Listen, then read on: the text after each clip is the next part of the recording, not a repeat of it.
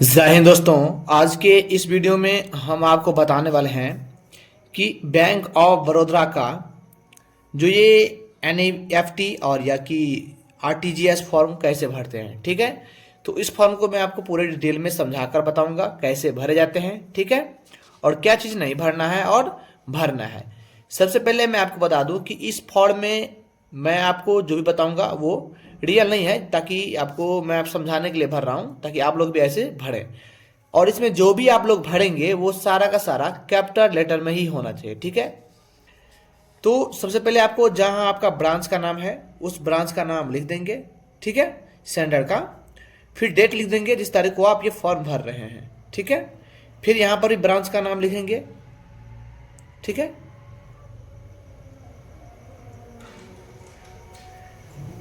इसके बाद डेट लिख देंगे।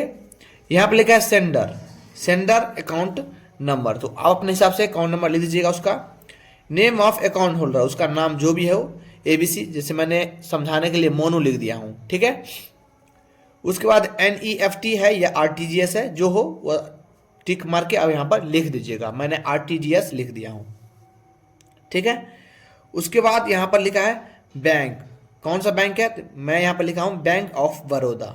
ब्रांच, ब्रांच का जो भी नाम है वो नाम आप लिख दीजिएगा। आईएफसी कोड जो भी हो वो आईएफसी कोड आप लिख सकते हैं। ठीक है, उसके बाद बेनिफिशियरी अकाउंट टाइप मैंने सेविंग कर दिया है। ठीक है, अमाउंट में आप जो भी लिखना चाहते हैं, जैसे मैं 3 लाख लिख दिया हूं समझाने के लिए, और यहां पर इस समय छोड़ दीजिएगा। ठीक है, मन हो तो टोटल अमाउंट लिख सकते हैं। टोटल अमाउंट इन वर्ड आप वो भी लिख सकते हैं। 3 लाख रुपीज ओनली, यह भी आप लिख सकते हैं। ठीक है, उसके बाद यहां पर सिग्नेचर ऑफ कस्टमर, यहां पर आप साइन कर देंगे जो भी साइन करते हैं अकाउंट में। उसके बाद mobile number, pan card number है तो डाल सकते हैं। ठीक है, उसके बाद इस तरफ आ जाएंगे, क्योंकि दोनों तरफ भरा जाता है। एक तरफ आपको बैंक में वेरीफाई करके दे दिया जाता है, उसके बाद एक तरफ का रख लेता है। ठीक है, फिर यहाँ ब्रांच डेट लिख देंगे। फिर यहाँ पर सेंडर्स का नाम जो यहाँ पर लिखे हैं वही नाम यहाँ पर होगा, उसका अकाउंट नंबर भी होगा, ब्रांच होगा। ठीक है, फिर यहाँ पर आरटीएस लिख देना। यहाँ पर लिखा है बेनिफिशियरी नेम, यानी जो रिसीवर है, ध्यान समझिएगा, जो रिसीवर है उसका नाम यहाँ पर लिख देंगे। ठीक है, जैसे मैंने यहाँ पर सोनू लिख दिया हूँ।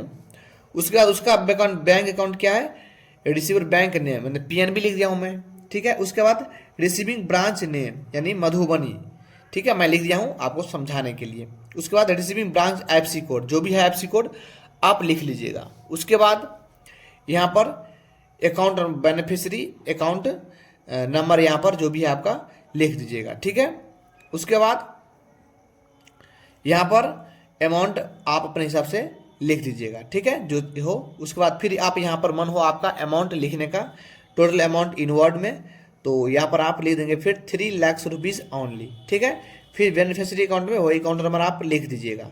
ठीक है, यहाँ पर आप क्या करेंगे, तो यहाँ पर एसबी पे टिक मार लेंगे मन हो तो। ठीक है, उसके बाद यहाँ पर क्या करेंगे, यहाँ पर फिर अकाउंट नंबर हो जाएगा।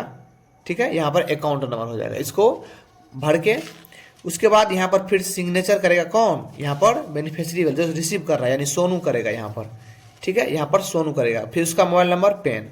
ठीक है, तो एक तरफ का रह जाता है, एक तरफ का रख लेता है। ठीक है, उसके बाद यहाँ पर ध्यान समझिएगा, यहाँ पर बैंक का सील मोहर होगा। ठीक है, ताकि आपके पास सबूत रहेगा कि आपने फॉर्म भरा था बैंक में। ठीक है, इसके बाद आप यहाँ पर ये सबको भरने के बाद आपको कुछ नहीं करना है। उसके बाद बैंक कर्मचारी भरेंगे। ठीक है, बैंक में अगर मैंने इसमें कुछ त्रुटि किया हो या कुछ छोड़ दिया हो बताने के लिए तो आप मुझे कमेंट करें, मैं आपको समझाने के लिए कमेंट का जवाब जरूर दूंगा। ठीक है, मिलते हैं अगले वीडियो में, तब तक जय हिंद जय भारत।